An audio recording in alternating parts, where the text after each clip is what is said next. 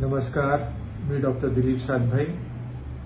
केंद्र सरकारनं नुकतंच अर्थसंकल्प 2025 ची घोषणा केली आहे आणि त्या घोषणेअंतर्गत 12 लाख रुपयापर्यंत उत्पन्न करपात्र होणार नाही अशी महत्त्वाची मोठी घोषणा केली आहे।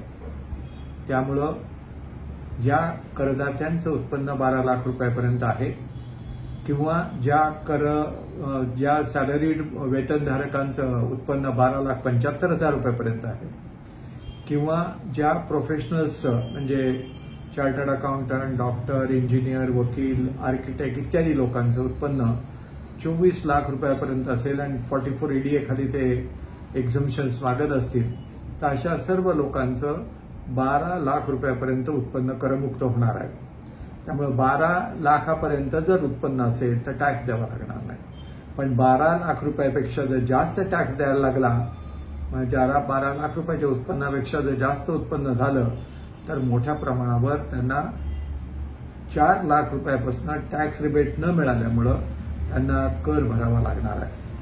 तर या संदर्भात एक मार्जिनल रिलीफच्या संदर्भात तरतूद करण्यात आली आहे। त्या तरतुदीबद्दल आपण थोडीशी माहिती घेऊ।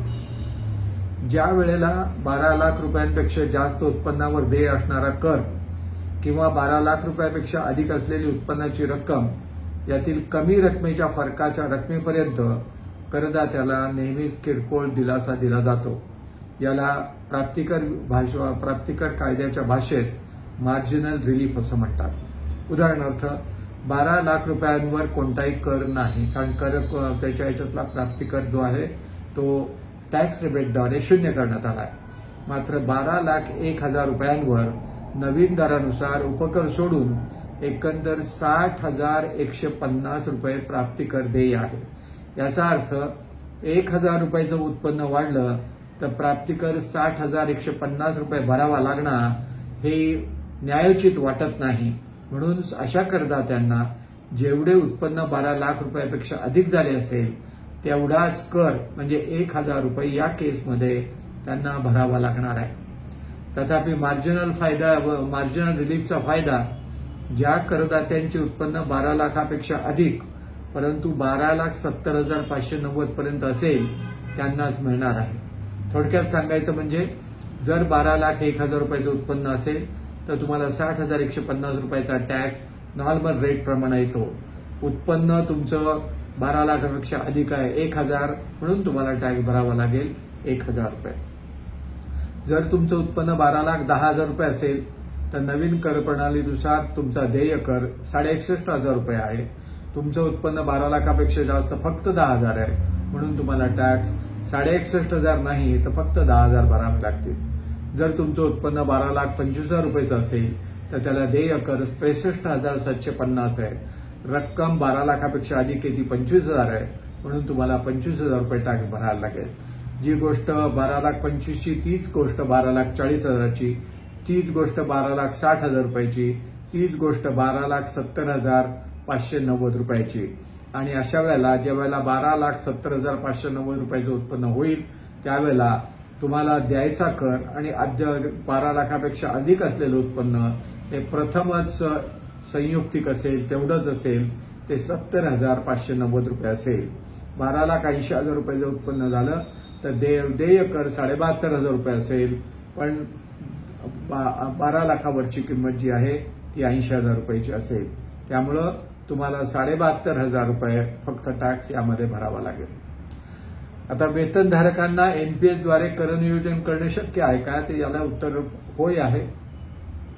ज्या करदात्यांचे जे उत्पन्न 12 लाख रुपयापेक्षा अधिक असेल तर ते कर वाचू शकतात, कारण त्यांना 75,000 रुपयाची प्रमाणित वजावट सध्या उपलब्ध आहे।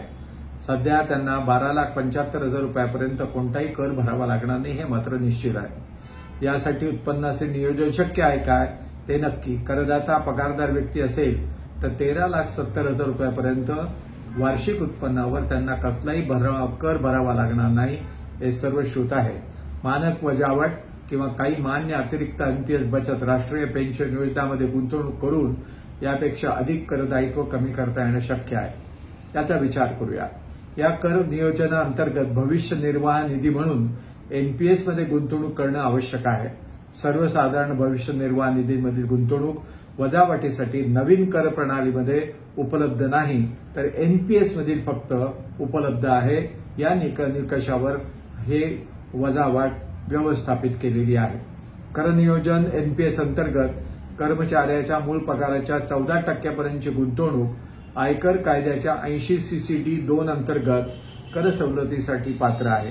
ही सवलत केवळ वेतनधारकास उपलब्ध आहे, इतरांना ती उपलब्ध नाही। कंपनीचा मालक कंपनीच्या खर्चाचा भाग म्हणून एनपीएस फायदा देत असेल तरच हे शक्य आहे। सेवक ते स्वतः निवडू शकत नाही, ही वस्तुस्थिती आहे। जुन्या कर प्रणालीत ही मर्यादा मूळ पगाराच्या 10% इतकीच होती। अशा प्रकारे वार्षिक 13.7 लाख रुपये कमवणारी व्यक्ती पेन्शन योजनेत 10% ऐवजी 14% योगदान करून आपला करभार 96,000 रुपयांचे उत्पन्न कमी करू शकतो।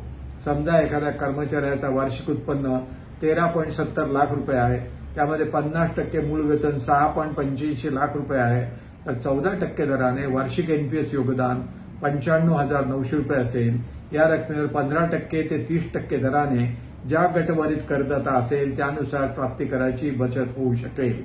यासोबत 75,000 रुपयाच्या मानक वजावटीसह संपूर्ण 14.65 लाख रुपयापर्यंत कोणताही कर भरावा लागणार नाही।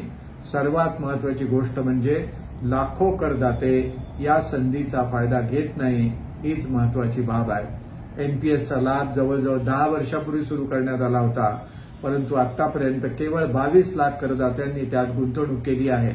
एनपीएसचा लाभ सुरू करण्यामध्ये काही मोजक्याच कॉर्पोरेट कंपन्यांना रस आहे असं निदर्शनाला आलं आहे आणि त्याहूनही कमी कर्मचारी त्यात नावनोंदणी करण्यास उत्सुक आहेत। बहुतेक गुंतवणूकदार दीर्घ लॉक इन आणि निवृत्तीनंतर पैसे काढण्यावरील निर्बंधामुळे निराश होत आहेत। यामध्ये अपवादात्मक परिस्थिती वगळता निवृत्तीपूर्वी पैसे काढता येत नाही, हा या एनपीएस योजनेची मर्यादा आहे। मुदतपूर्तीनंतरही फक्त 60% रक्कम काढता येते, तर उर्वरित 40% रक्कम आजीवन पेन्शन मिळवण्यासाठी अॅन्युइटीमध्ये गुंतवणं आवश्यक आहे, अनिवार्य आहे। तथापि यात असलेल्या संधीचा फायदा घेतल्यास करबचत मात्र निश्चित होईल, हे मात्र निश्चित आहे। हा माझा व्हिडिओ आपल्याला आवडला तर जरूर लाईक करा, शेअर करा आणि माझ्या YouTube चॅनलला सबस्क्राईब करा। धन्यवाद।